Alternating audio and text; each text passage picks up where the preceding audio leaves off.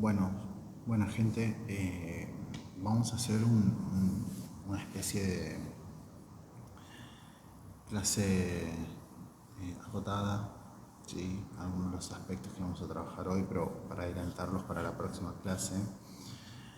Pero es una clase con un nivel de teoricidad, de teoría un poco intensa. Entonces quiero dejar algunos puntitos al menos planteados. Puntualmente en esta clase 3 y 4, ¿sí? Nos va a llevar dos clases, así que hacemos que esta sea parte de la clase 3 y la próxima clase cerramos con espacio geográfico. Bueno, está vinculado con la enseñanza de estos dos objetos, ¿sí? de enseñanza, el tiempo histórico y la noción de espacio geográfico.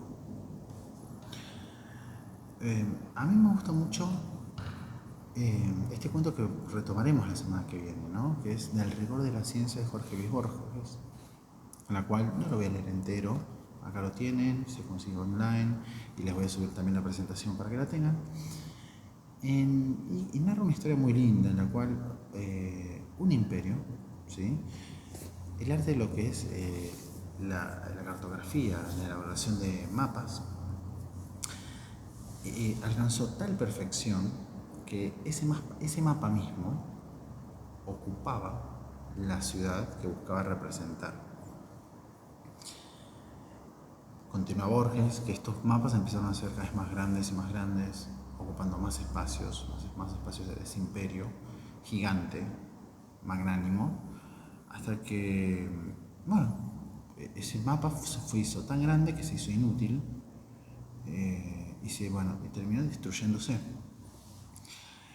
Y hasta el día de hoy, bueno, quedan restos de este mapa dando vueltas, ¿no? Es un cuento que es muy lindo y que invita, yo acá les propongo también, tal vez un poco la idea, invita a pensarnos la idea primero de representación, ¿sí? ¿Qué es lo que se representa? ¿Cuál es el rol de la representación?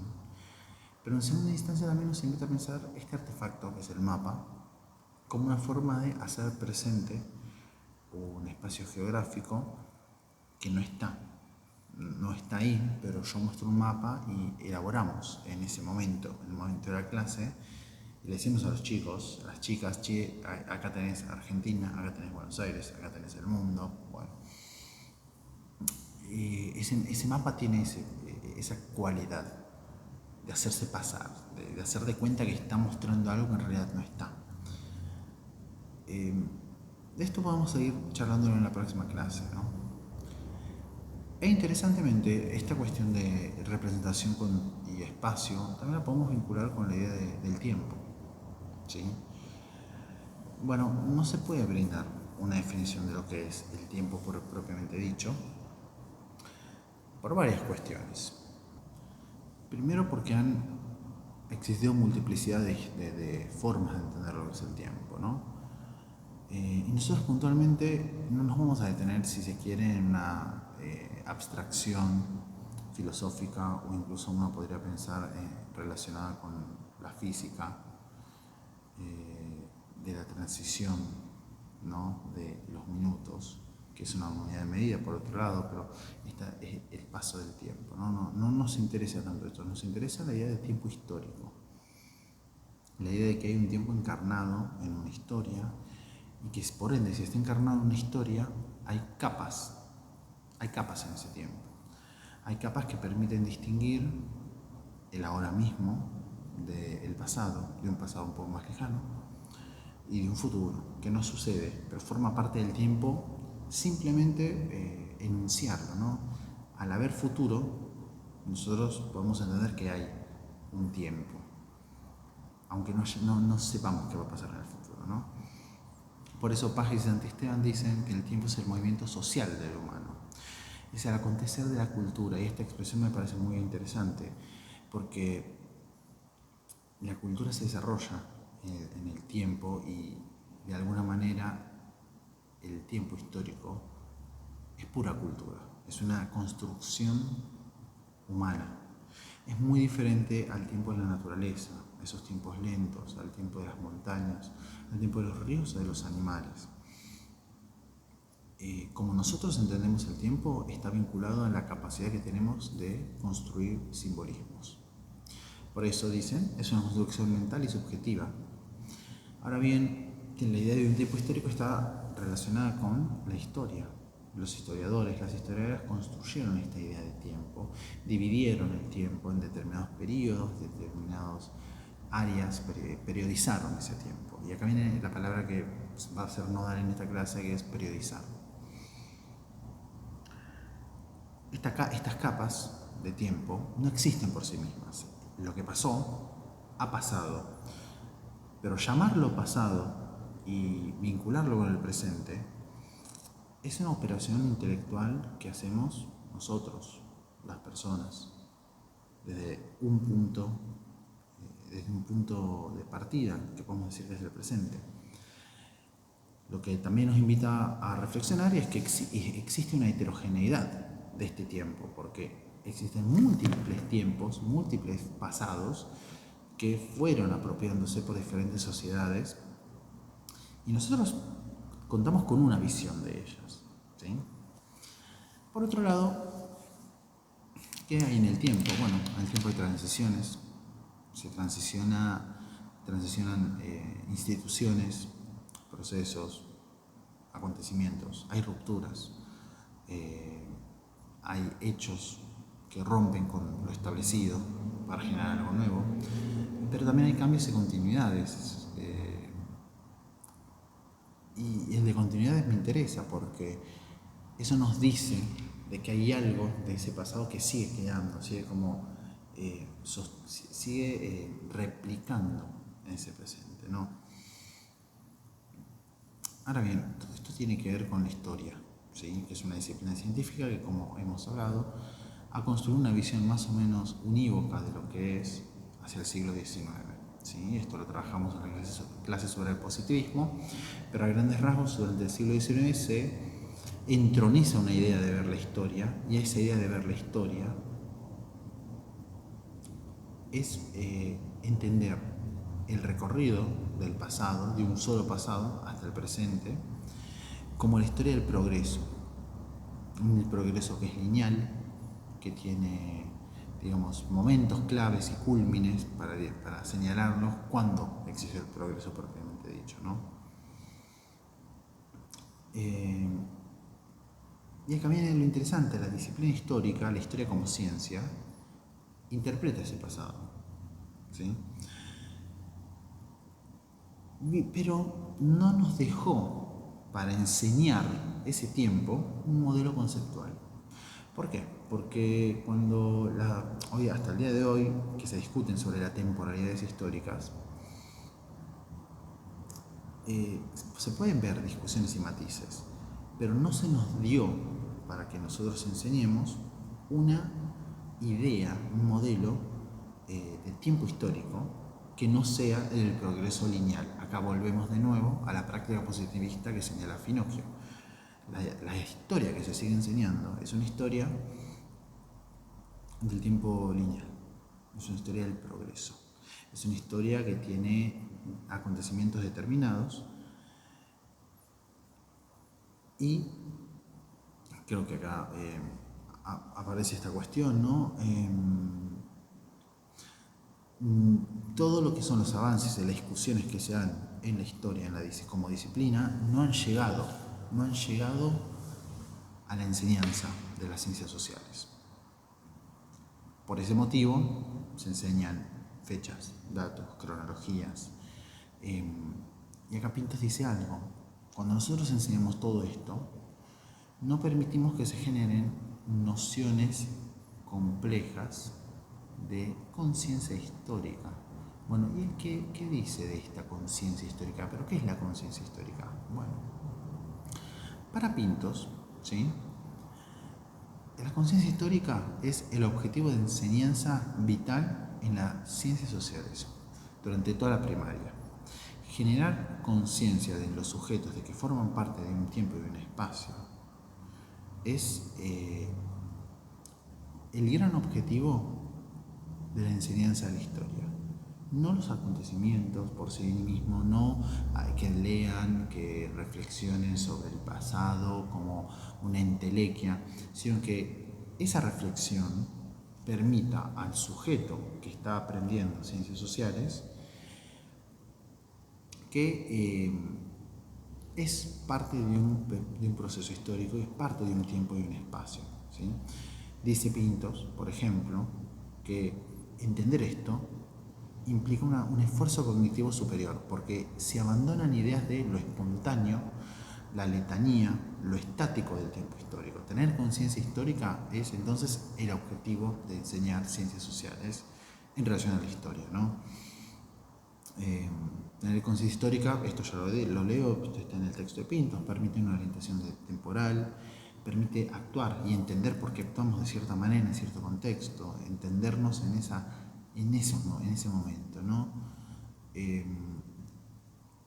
Por eso él dice también, el pasado se experimenta o el paso del tiempo, pero lo tenemos que interpretar también, tenemos que gestionarlo y coordinarlo. Y eso solo se logra generando una conciencia de la historia. Pintos señala cuatro formas en las cuales puede presentarse la enseñanza del tiempo histórico, que van de menos a más. La primera es la orientación vital, una temporalidad, entenderme como sujeto en el mundo. Y esto se logra en los primeros años, cuando el niño, la niña, se vincula con el ambiente. Yo soy parte de este mundo, parte de este presente, sin preguntárselo, pero formo parte de esto. Y cuando se empiezan a desarrollar también nociones muy básicas de temporalidad, pasado, presente y futuro. Estamos hablando acá de una orientación de vida. El segundo paso podemos ubicarlo ya en el primer ciclo, mientras la orientación vital empezamos a construirla desde el nivel inicial. Ya para el primer ciclo empezamos a pensar cómo generar orientaciones para la vida en relación a pensar el tiempo, organizarlo, que estas nociones de pasado, presente, futuro se puedan relacionar, que yo sepa que si hice algo en el pasado tiene repercusiones ahora o en el futuro, o que hay un mañana, que hay un futuro. Por eso él dice que esta operación mental es la operación simbólica del tiempo, ¿sí? Y luego tenemos nosotros las dos últimas formas de entender el tiempo histórico. Y estas dos etapas son, ¿cómo ponerlo? Son las dos etapas superiores, ¿sí? Que van a adquirir determinada centralidad durante el segundo ciclo, ¿sí? A partir de tercer, cuarto grado, más cuarto grado, ¿no? Porque acá ya no solamente hay una operación simbólica del tiempo, ¿no? No solamente entendemos que el tiempo pasa y le otorgamos un valor a esa temporalidad que va sucediéndose, sino que el tiempo lo empezamos a controlar y a manejar, empezamos a tener cierto registro de qué es lo que tenemos y cómo lo podemos hacer y en qué determinado momento, en ese antes y después, en ese futuro. Pintos dice, esto tiene que ver con un nivel de racionalidad, racionalizar el tiempo, entender que administramos esa temporalidad. Y esto es nodal para la cuarta fase, ¿sí? Porque en esta tercera fase nosotros como sujetos seguimos, digamos, restringiendo el tiempo justamente a eso que va pasando. Entendemos lo que son las horas, los minutos, entendemos que algo tuvo que pasar antes para que pase otra cosa ahora. Por eso él habla también del tiempo sentido. La más importante es esta, y es para Pintos a la que debemos aspirar en el nivel primario, que es la competencia narrativa temporal. ¿Qué significa esto? Que es adquirir la mayor capacidad de entender el tiempo, ya sea, primero, como una experiencia histórica y temporal, nosotros como sujetos de esa experiencia histórica y temporal, pero también de interpretación, interpretar ese tiempo, entender que ese tiempo es de cierta forma, pero podría ser de otra, y que esa interpretación es nuestra, ¿sí? Esta es la competencia narrativa temporal para Pintos, es primero la que construyen la menor cantidad de personas a lo largo de su vida, pero aún así debe ser el objetivo de la enseñanza del tiempo histórico en el nivel primario. Que los niños y las niñas tengan un nivel de conciencia tan alto sobre la temporalidad que puedan entenderse como actores de ese tiempo, actores sociales, que sepan que inciden en el tiempo y que el tiempo no es algo estático y fijo y que la historia es eso que ha pasado y nosotros leemos solamente, sino que ellos son los protagonistas de esa temporalidad y esa temporización.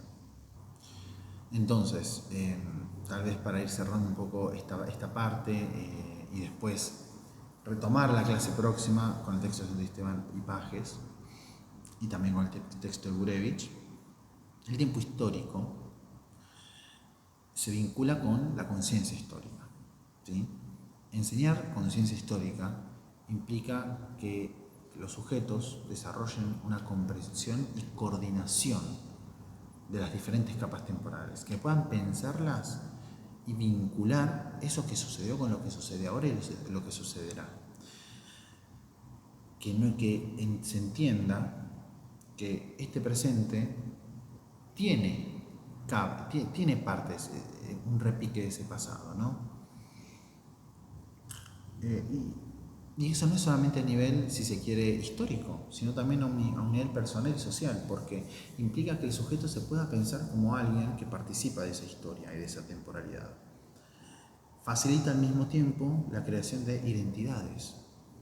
Tener conciencia histórica permite construir una identidad histórica.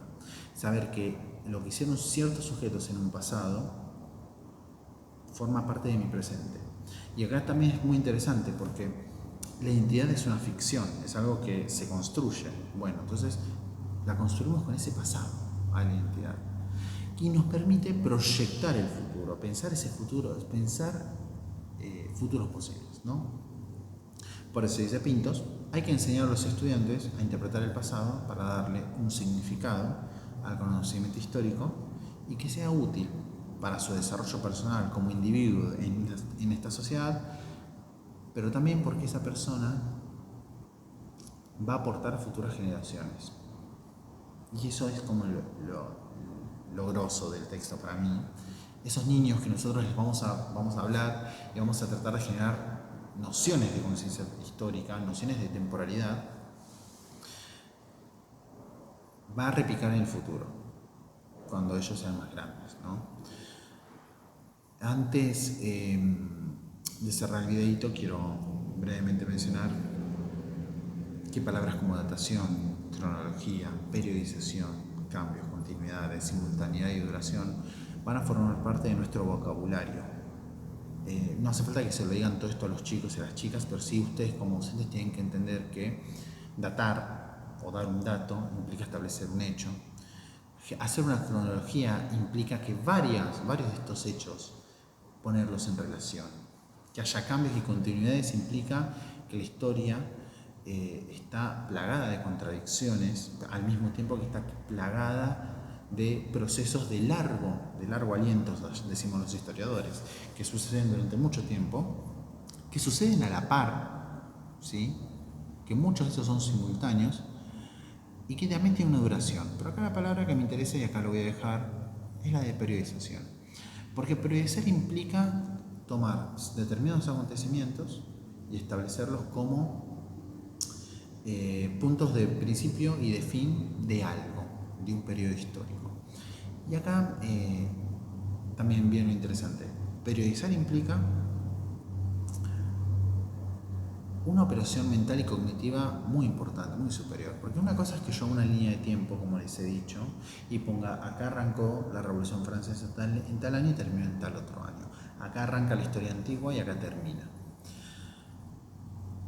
Y esas periodizaciones están muertas, en el sentido de que ya están dadas, ya están hechas, no implican ningún tipo de ejercicio cognitivo importante, más allá de que los alumnos, las alumnas pregunten por qué este es el principio y este es el final. Ah, ok, es por eso. Bueno, no. Periodizar implica que nuestros alumnos y nuestras alumnas puedan vincular diferentes acontecimientos y hacer sus propias periodizaciones, otorgándoles sentido, otorgándoles coherencia, y que se animen, por ejemplo, a pensar las relaciones que hay entre dos acontecimientos o dos hechos que parecen lejanos unos de otros, pero que pueden estar muy relacionados, estrechamente relacionados. Periodizar es, y acá lo voy a dejar planteado para tomar la próxima clase, periodizar es una habilidad cognitiva superior que implica poner en juego un montón de elementos como gestionar el tiempo, manejarse, entender capas de tiempo y de historicidad, encontrar causalidades, encontrar vínculos entre dos acontecimientos que pueden estar muy alejados, pero que el alumno, la alumna, va a poder poner en relación. Y ahí hay un ejercicio cognitivo muy fuerte, muy importante, que para Pintos es al que tenemos que apostar. Generar conciencia histórica permite que nuestros alumnos, nuestras alumnas, periodicen, hagan sus periodizaciones, entiendan qué es periodizar, porque implica que se dieron cuenta de que el tiempo es una construcción humana y que estamos inmersos en ellos. Es muy difícil todo este tema. Vamos a retomar la clase próxima con el texto de Pagés y Santisteban, ¿sí? Y vamos a trabajar puntualmente con algunas cuestiones bien vinculadas a cómo generar nociones de conciencia histórica, ¿sí? A la vez vamos a sumar el texto de Gurevich sobre el territorio y el trabajo con conceptos. Así que por ahora esto lo vamos a dejar acá, lo vamos a retomar en la próxima, o tal vez les haga otro videito, un poquito más corto como para no zarparnos. Y bueno, les dejo un abrazo y nos estamos viendo.